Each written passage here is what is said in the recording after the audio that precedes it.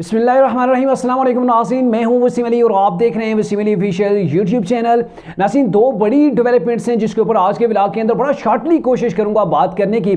एक तो ये है कि मियां नवाज शरीफ ने अपने जलसों का आगाज़ कर दिया। उन्होंने पहला जलसा हाफिज़ाबाद के अंदर किया है। अब ये कैसा जलसा था, और सबसे बड़ी बात कि इस जलसे के अंदर एक ऐसी अनहोनी हुई, क्या ऐसा अपसेट हुआ जिसकी वजह से मियां नवाज शरीफ ने अपनी तकरीर को बिल्कुल शॉर्ट कर लिया था, जिसकी वजह से जो जलसा गाह के अंदर लोग भी बैठे हुए थे वो भी डिसअपॉइंट हुए। और इसके अलावा एक और ऐसी चीज़ हुई है इस जलसे के अंदर, एक नई चीज़ जो है वो सामने आई है। वो क्या नई चीज़ थी उसके ऊपर भी बात करेंगे, लेकिन जो अहम मुद्दा है अभी पाकिस्तान और ईरान का जो मामला चल रहा है। ईरान ने, आपको पता है, पहले हमला किया, पाकिस्तान ने उसके जवाब के अंदर ईरान से कई गुना तगड़े किस्म की जो वो जवाबी कार्रवाई की।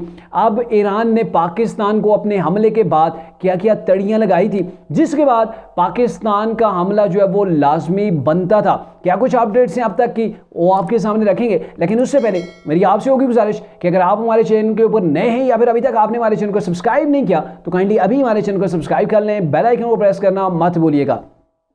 नाज़रीन, पहले पाकिस्तान ईरान के मामले के ऊपर बात कर लेते हैं और फिर आते हैं जी मियां नवाज शरीफ की स्पीच के अंदर ऐसा किया था, और फिर उस जलसे के अंदर ऐसा किया हुआ कि नवाज शरीफ साहब जो वो अपसेट जो वो दिखाई दिए, वो उसके ऊपर बात करते हैं। लेकिन पहले आपको बताएं कि ये जो पाकिस्तान ईरान का मामला है, आपको पता है ईरान ने पहले पाकिस्तान के ऊपर हमला किया, जो इखलाकी जो उनके इक़दार थे, जो फिर पड़ोसी मुल्क है पाकिस्तान और जो आलमी कवानीन है उनकी बिल्कुल पासदारी नहीं की ईरान ने पाकिस्तान को बिना बताए, अभी तक बताया भी नहीं था कि पाकिस्तान से कोई दहशतगर्दी हो रही है ईरान के खिलाफ, तो ईरान ने हमला कर दिया। अब इस हमले के बाद पाकिस्तान ने ईरान को टाइम दिया कि शायद ईरान जो वो मुआफ़ी मांग लेगा। एक पूरी रात गुजर गई थी, एक दिन भी बीच में से काफ़ी सारा टाइम जो है वो गुजर गया था, दिन का भी गुजर गया था। तो पाकिस्तान से ईरान ने मुआफ़ी नहीं मांगी, बल्कि अपनी गलती के ऊपर ईरान डटा रहा। और ईरान के जो वज़ीर दिफा हैं उन्होंने ये कहा कि पाकिस्तान के अंदर क्या अभी, मतलब उन्होंने ये कह दिया कि हम अपनी सरहदों की हिफाजत के लिए कहीं पर भी जा सकते हैं, कहीं पर भी हम जो वो स्ट्राइक कर सकते हैं, कहीं पर भी हम हमला कर सकते हैं, उसके लिए हमें ये जो सरहदें हैं ये सरहदें हमें नहीं रोक सकती। यानी कि एक बहुत बड़ा उन्होंने पैगाम दिया, बजाय इसके कि वो इस अमल के ऊपर मुआफ़ी मांगते। फिर इनके वज़ीर ख़ारजा हैं वो भी बैरूनी किसी दौरे के ऊपर गए हुए हैं और वहाँ पर उन्होंने एक बयान दाग दिया, और उन्होंने जो बयान दागा वो तकरीबन नाकाबिले बर्दाश्त था। उन्होंने कहा ये पाकिस्तान के ऊपर जो हमला हुआ है बलूचिस्तान के अंदर, ये इसराइल की वजह से हुआ है। यानी कि इंतहाई घटिया किस्म का उन्होंने बयान दिया। भाई, आपकी इसराइल से नाराज़गी है, इसराइल से आपका टाकरा है, इसराइल के साथ आपकी दुश्मनी है, वो तो तकरीबन सब मुस्लिम दुनिया की है। तो फिर आप इसराइल के ऊपर हमला करें, क्योंकि आपने जिन ममालिक के ऊपर आपका जो रॉकेट यहाँ तक पहुँचते हैं, आपने जो हमले सीरिया वगैरह के ऊपर किए हुए हैं, आपने इराक तक किए हुए हैं, तो आपके डेफिनेटली मिसाइल वो पहुँच सकते हैं इसराइल तक। तो आपने बराह रास्त इसराइल के ऊपर हमला क्यों नहीं किया, और इसके बजाय आप पाकिस्तान के ऊपर हमला कर रहे हैं और ये कह रहे हैं, इसको जोड़ रहे हैं कि ये इसराइल की वजह से पाकिस्तान के अंदर हमला किया गया। तो इसकी कोई लॉजिक नहीं बनती। और इसके ऊपर पाकिस्तान, चूँकि आपको पता है कि एटमी कुव्वत है और पाकिस्तान कुछ भी कर सकता है। पाकिस्तान के अंदर आपको पता है एक सिक्योरिटी रियासत है ये पाकिस्तान, और पाकिस्तान की जो अफवाज है पूरी दुनिया के अंदर पहले नंबर के ऊपर बर्जुमान है। तो ईरान ने मेरे ख्याल में सोच लिया था कि आप जो है वो मैं पंगा लूँगा तो कोई आगे से जवाब नहीं देगा। तो ये बड़ी गलत फहमी रही ईरान की, और पाकिस्तान ने सुबह 6 बजे ऐसे नापे तुले अंदाज के अंदर, यानी कि 24 घंटों के अंदर अंदर ईरान के दांत खट्टे करके रख दिए, बल्कि दांतों के साथ साथ पसीने भी ईरान के हर जगह से छूटे होंगे, क्योंकि पाकिस्तान ने जो हमला किया है उसके अंदर बड़ा ही ध्यान रखा गया है। और बिल्कुल नपा तोला हमला मैं इसलिए कह रहा हूं कि इन्होंने जो हमला किया है बाकायदा तौर पर ISPR की जानब से उसके हवाले से प्रेस रिलीज जो वो जारी हो चुकी है। आलमी मीडिया ने भी बताया कि इनके हमले के अंदर जो लगभग 7 लोग वहां पे हलाक हुए, मारे गए हैं, और कोई सिविलियन या फिर उनके सिक्योरिटी एहलकार इस हमले के अंदर जो है वो जांबाक नहीं हुआ है, बल्कि सिर्फ वो लोग हुए हैं जो अफगानी थे, जो बलूचिस्तान से जिनका तल्लुक था, बलूचिस्तान से वो जो आगे BLA और दीगर तंजीमें उनके वो दहशतगर्द थे, मिलिटेंट थे, जो ईरान के अंदर रहकर पाकिस्तान के अंदर कार्रवाई करते थे। और पाकिस्तान ने बारहा जो है वो मुतालबा भी किया है ईरान से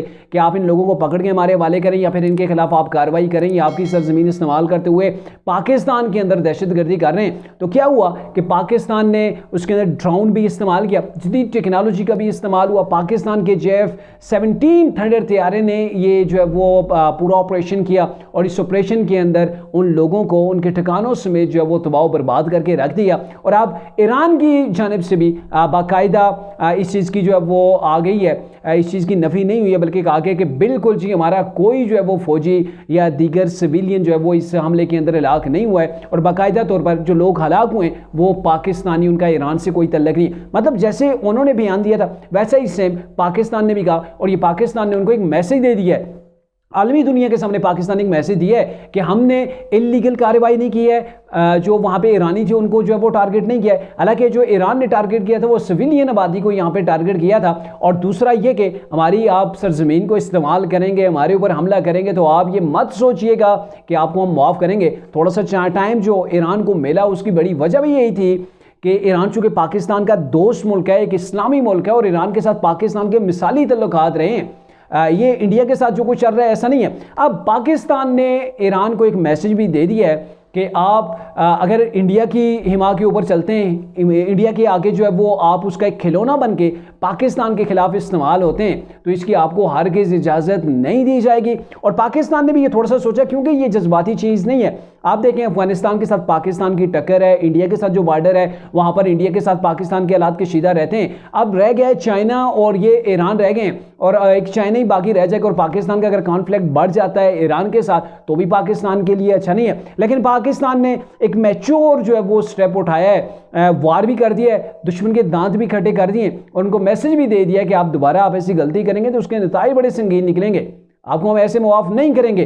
तो ये आज ट्विटर के ऊपर टॉप ट्रेंड चल रहा है। हाफिज जी का शुक्रिया अदा किया जा रहा है, यानी कि चीफ ऑफ आर्मी स्टाफ जो हैं, जो आसिम मुनीर हैं, इनका जो है वो शुक्रिया भी अदा किया जा रहा है। और पूरी कौम आज इन्हें सल्यूट कर रही है कि आपने कौम का सर फ़ख्र से बुलंद किया। और दूसरी जानब तहरीक इंसाफ के जो लोग हैं, वो आदिर राजा टाइप के जो लोग हैं, वो अभी तक भी क्रिटिसाइज़ कर रहे हैं पाक आर्मी को, इस आर्मी के ऊपर जो वो हमले करने की कोशिश करें। लेकिन उनका ये काम ही यही है, क्योंकि दुश्मन की तरह वो हमेशा से रिएक्ट करते रहे पाकिस्तान के ऊपर।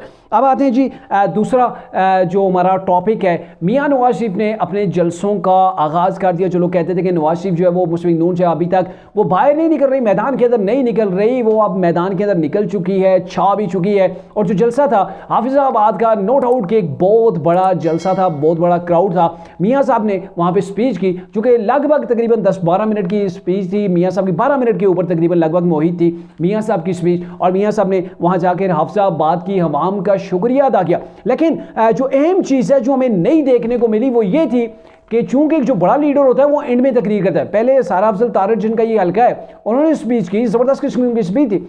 उसके बाद मरियम नवाज ने जो है वो प्रोटोकॉल के लिहाज से उन्होंने स्पीच करनी थी, लेकिन वहाँ पे मियाँ नवाज शरीफ को बुलाया गया। सारा अफजल तारड़ को एक चिट्ठी दी गई, फिर बाद में मियाँ नवाज शरीफ साहब को वहाँ पे बुलाया गया। तो मियाँ साहब ने पहले तकरीर की, मरियम नवाज साहिबा ने बाद, यानी कि मरियम नवाज साहिबा अब मियाँ साहब से बड़ी जो है वो लीडर बन गई हैं, या फिर उनको बड़ा लीडर बना के पेश किया जा रहा है। और ऐसे लग रहा है कि शायद फ्यूचर के अंदर मियाँ साहब मरियम नवाज को प्राइम मिनिस्टर के लिए डिक्लेयर भी कर सकते हैं, चूँकि ऐसे हालात नजर आ रहे हैं। और मियाँ साहब ने पहले स्पीच की, उन्होंने शुक्रिया अदा किया, कहा कि वो राउंड अबाउट जो फिगर्स उनके हैं कि अगर अब मुझे ना निकाला जाता तो हाफिजाबाद के अंदर से भी मोटरवे जा रही होती, यहाँ पे हॉस्पिटल्स, इनके कस्बों गांव हर जगह के अंदर सड़कें, हॉस्पिटल वगैरह हर चीज़ यहाँ पे मौजूद होती। तो बहरकैफ वो एक कौम को जो उम्मीदें थी, वहाँ पे एक बहुत बड़ा क्राउड था। और डेफिनेटली जो क्राउड था ना, वो मुझे आज बड़ा चार्ज नजर आया। ऐसा क्राउड इमरान के जलसों के अंदर हुआ करता है, लेकिन मरियम नवाज ने लोगों को ऐसा तैयार किया हुआ है कि क्राउड बड़ा चार्ज नजर आता है। और क्राउड चाह रहा था कि मियाँ साहब कुछ ऐसी स्पीच करें कि जो स्पीच जो क्राउड सुनना चाहता था, ऐसी स्पीच शायद कि लोग भी एक्सपेक्ट कर रहे थे, कहेंगे कि मुझे किन किन लोगों ने निकाला, उनकी ताकतों का जो वो एहतसाब होना चाहिए, इमरान को भी रगड़ा लगेगा। लेकिन ऐसा मियाँ साहब ने कुछ भी नहीं किया। और स्पीच के अंदर ही जब रिदम मियाँ साहब का बन रहा था तो कहीं से वो पटाखे वगैरह चलाए गए, वो गोले वगैरह चलाए गए।